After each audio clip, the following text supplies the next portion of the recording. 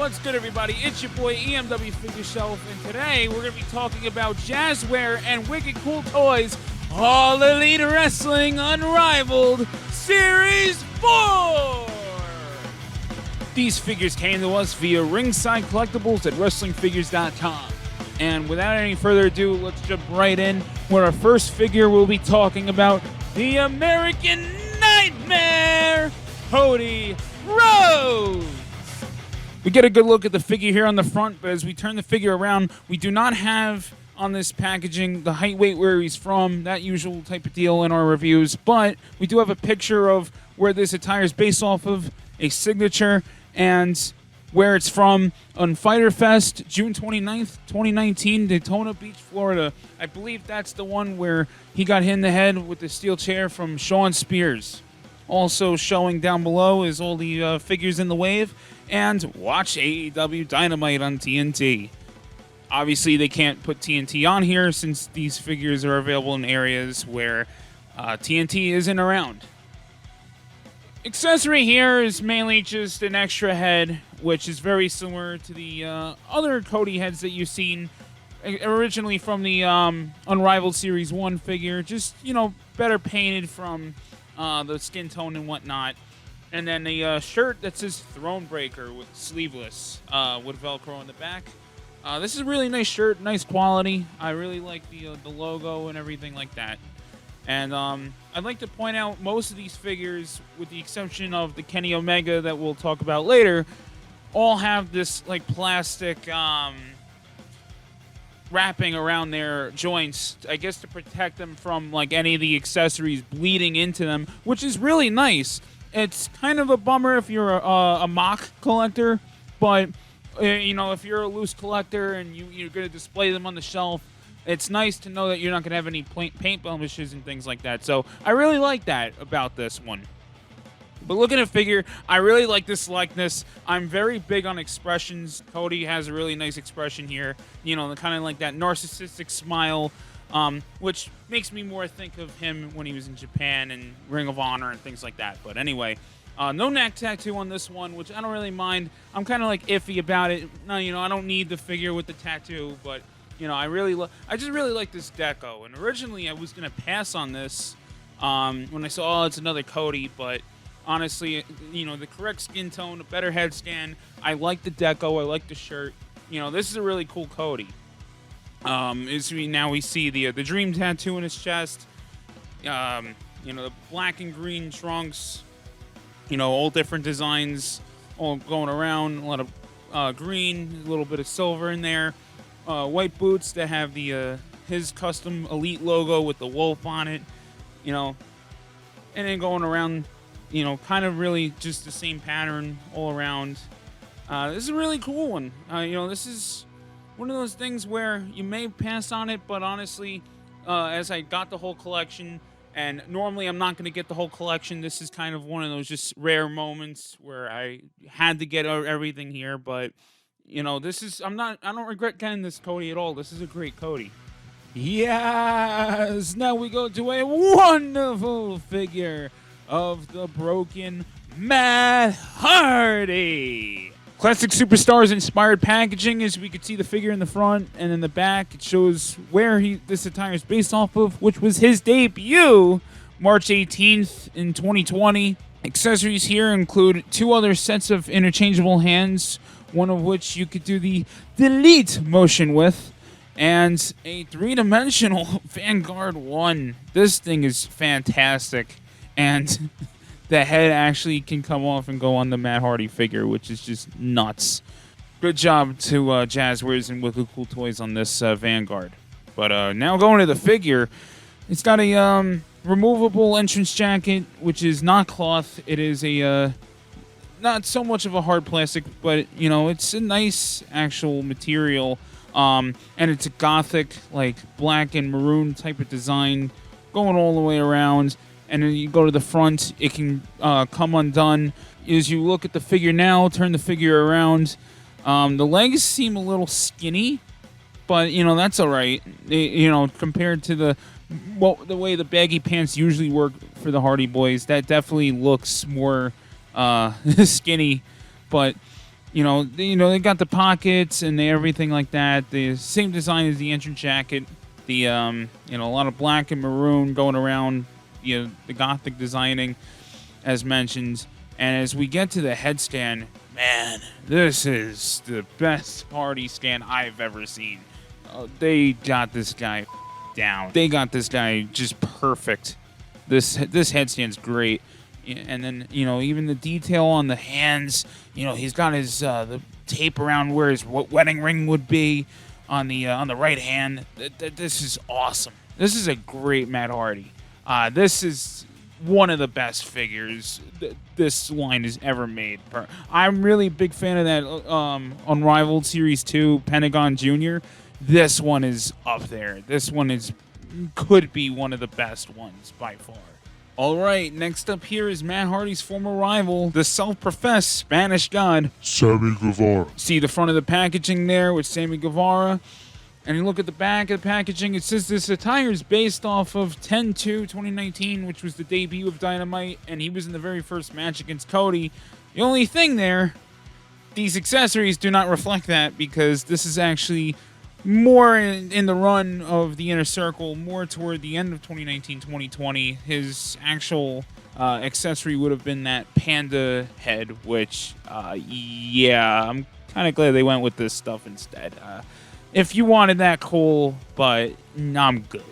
All right, accessories here for Sammy Guevara include a removable jacket, which is made of a softer plastic, but it still kind of sucks because you can't really move the arms at all. A little bit, but not really. Not a big fan of these jackets. A cool pair of sunglasses and 5 cardboard hit me up signs. He definitely does the sign thing, but not the same thing in a row. You can be a little creative and put things on the back, but or if one of these unfortunately were to rip because they are cardboard, you do have extras here. There's a lot of creative things you could do here. It's funny that they just decided, hey, let's include 5 of these. All right, the attire here, pretty simple. A lot of black with gold accents on the kick pads there, and then gold designing with his logo in the front. His logo is in kind of like black and white, gold accent around, going all the way around the figure. And then in the back there, it's the Sammy Guevara, kind of hidden in between. And then you get to this head scan. Now, here's where I get a little counter argument with my enjoyment for expressions. This is one where it looks great when you pose it with the entrance gear and things like that. However, I do kind of wish they gave an extra head. I would actually have preferred, instead of 4 other signs that say "hit me up," an extra head, or something along those lines, because it does kind of stink when you're going to pose him and he's going to have his tongue sticking out like he's George the Animal Steel or even Festus. It looks great. This is an expression he does a lot, but I would prefer a second head as well. That would have been kind of cool. Still really cool figure. It's nice to have a Sammy Guevara finally, too. Complete that Inner Circle collection. And you know what, too? There'll be more Sammy Guevaras down the line. All right, continuing here with the Inner Circle figures of the wave. One half of Proud and Powerful, Santana. Get a good look at Santana there in the front of the packaging. And then as we move around to the back of the packaging, it says here that this is actually based off of the match with him and Moxley, where they both had eye patches on during that eye for an eye stuff during the Jericho-Moxley feud, which was really well done. It was better than another company's eye for an eye match, which we won't mention. Moving to the accessories, though, we have interchangeable hands, which do a little bit of a, kind of not a pointed finger, but like a raised index finger on each end. Mad Ball, which is, in real life would be a large sock with tennis balls, golf balls, baseballs, whatever you want to would picture would be in a Mad Ball. And then a really soft, posable Puerto Rican Boricua flag. And then the custom eye patch interchangeable head, where he's wearing that custom eye patch, which really looks really well done. That is a nice attention to detail there. Moving in the tire, the bottom part is very simple. black, like almost cargo shorts, knee pads, black kick pads, and then a tank top, singlet, whatever you want to call it, which hangs down, which is a cool molding. You can actually kind of carefully put it on, but it actually isn't meant to, and I realized that when I did put it on him, and there's a lot of factory licensing emblems embossed on the back here, but it's really interesting you're able to do that. But again, it's not really meant for that. The figure wasn't designed really to do this, so. But I gotta nitpick something here. I don't know if this is just my figure. I really haven't paid attention to a lot of others, but this Santana, the skin tone's not fully accurate on all ends, and the skin tone just doesn't match most of the other figure. You know, the other parts, the arms, the head. It's definitely something that knocks it down, but it's still, it takes away from what could have been a perfect figure. But so far, it's still a damn good one and a most recommended figure for sure. You know, all the tattoo work is really spot on here. The way the tattoos look, the face scan is awesome. The headbands for both heads is not removable, are not removable. The headbands are not removable, I should say. But still, that's all right. You know, he wrestles a lot with the headband on, so still definitely recommend this figure regardless. Again, it's one of those things where it's a bummer. It's not as much of a bummer as the pale-skinned figures for the first wave, but it didn't stop me and a lot of other people from buying them, and it shouldn't stop you from buying this one too. So definitely recommend this Santana. All the accessories, everything with it, great figure. All right, next one here for the Inner Circle. The other half of Proud and Powerful, Ortiz. You get a good look at the front of the packaging here for this figure. As we turn the figure around, it shows where this is from, the attire this is based off of. However, the year is wrong. This is actually supposed to be 2020. That's a factory error there. As 2019, there was no Dynamite at that time. So, moving to the accessories, he has one black glove, one red, white, and blue glove for the interchangeable hands, a really cool streaming head scan for the interchangeable head with his hair going down around the bandana, and a flip-flop. His shoes here, I'd like to mention, are actually Vibram 5 fingers, as they're called, which is where you have your toes exposed, and the top of them are black, but when you lay the figure down, actually, you can see that the bottom, for some reason, I'm sure this is how they were, is the skin tone actually matches his bottom of his shoes here. So I thought that was pretty funny. It actually, in first glance, looks like he could be barefoot. Look at the rest of the figure. He's wearing long cargo shorts and the this tank top that hangs down. Very singlet. I'm really not sure the terminology to describe it, but very similar to the Santana figure. The only difference is it has a molded Puerto Rican flag hanging from it, which is pretty cool. But moving the figure around, you see a little tattoo work on his arms, and it has a painted shirt which says Inner Circle logo. It's cool for this attire. I'm not big personally on molded or painted shirts, as you know, if he were to leave the Inner Circle at any point, hopefully not, but if he were to, this would be a dated figure for sure. However, it still looks really good for this time period, because that's, you know, what he's really representing, and the head scan with the afro is really, really cool. Funny enough, I could see a lot of people using this head scan as for custom Haku figures, but you know, this is really, really cool. Either one you could go with. And then the hands, he has like the claw hands, so you could do his tiger style, an homage to the Wu-Tang Clan. So this one, the Santana one, when it comes to the accessories, the amount of different things you could do with them, with the accessories, is really nice. So another one of these banger figures, honestly. This is a great one. And it gets to complete that Inner Circle collection. And now, he was the IWGP Heavyweight Champion, along with being the EMW Heavyweight Champion for 947 and a half days. He was the most customized pro wrestling action figure in the last 5 years. He once helped yours truly complete objectives for Super Mario World on Super Nintendo via Twitter.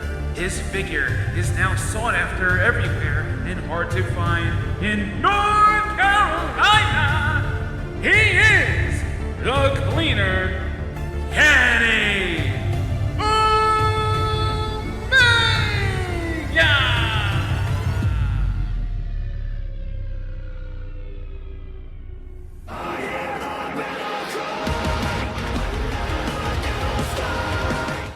All right, as we look at the figure now, we see the Kenny Omega, good look of it in the front of the packaging. And as we turn the figure around, we see it's based off of All Out from Chicago against Pac from August 31st, 2019. Accessories here include interchangeable hands, along with a custom black vest with a little bit of a torn wing on the above the right shoulder there. Really cool. This is pretty cool. This is a one of those plastic ones, but they're honestly not as stiff as Mattel. This material that Jazwares uses is actually very softer, so it's very easy to remove. Looking at the attire here, very, very nice deco. Very like Terminator-like, I guess you would say. You know, especially with the boots. You know, very mechanic looking. You know, within a gray body there with the white lining. You know, and the black knee pads with a lot of silver there as well. And then just going around, a lot of silver, mechanic looking with a lot of blue, some gold in there. You know, the white accents for the Omega symbol. Just really, really well done aesthetics here for the attires. The face is the best Kenny Omega we got so far. There will be plenty to come, and a lot of people were pretty bummed out that, you know, here we have all these new figures that we want, and people were wanting, you know, another figure, not Kenny Omega, because we already had two. Honestly, those two were not great figures comparing to this. They were still really good figures. They were good starters. This one so far is, you know, a really nice Kenny to have. To me, this is the best Kenny that they've ever made. And, you know, who knows where we'll be, you know, from down the line. And he's also a big deal for this company.